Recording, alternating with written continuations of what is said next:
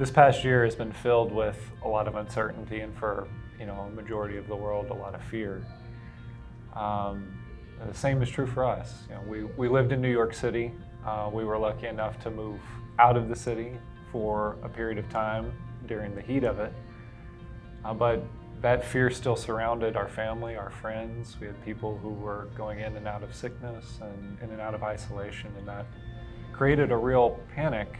For us, that was just a huge impact. How do you go about your daily lives, and how do you evaluate what's important in your life when you have that fear in your life?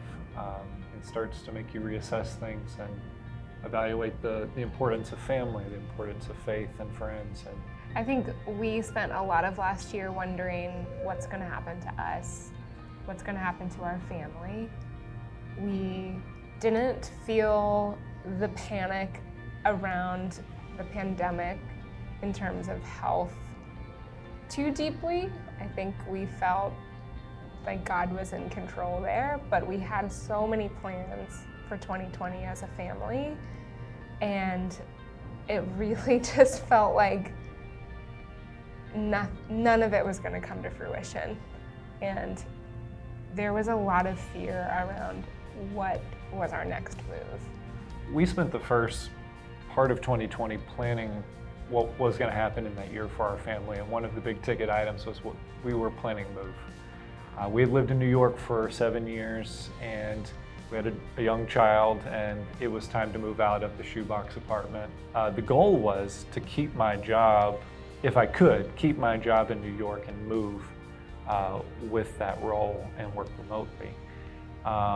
Little did I know, in August, my job would be affected by the COVID situation at work, and so I was part of a large round of layoffs from work, and so that threw all of our plans into chaos. It felt like everything we had planned about and prayed for was really starting to line up with a remote move, and all of a sudden the rug got pulled out from under him, and there was nothing I could do.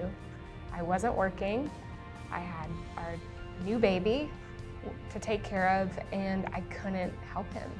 And we were devastated. We had talked about leaving the city October 15th. It was just, we drew a line in the sand. We said, whether Ryan gets a transfer with his work or not, we are going to go and we'll work it out after the pandemic. And then, of course, he ended up getting laid off, and that sort of threw a wrench in a lot of things.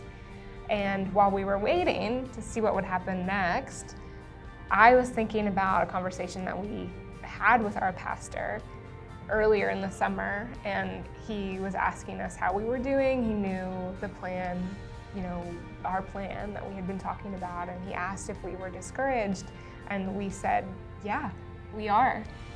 But he said, good news is things with your story move really fast. We sort of clung to that, and Ryan lost his job in August. Lo and behold, I got a call from an old friend who was needing some consulting work done, and she hired me. So I was able to work while we were waiting for the next thing and sort of help fill in the gaps there.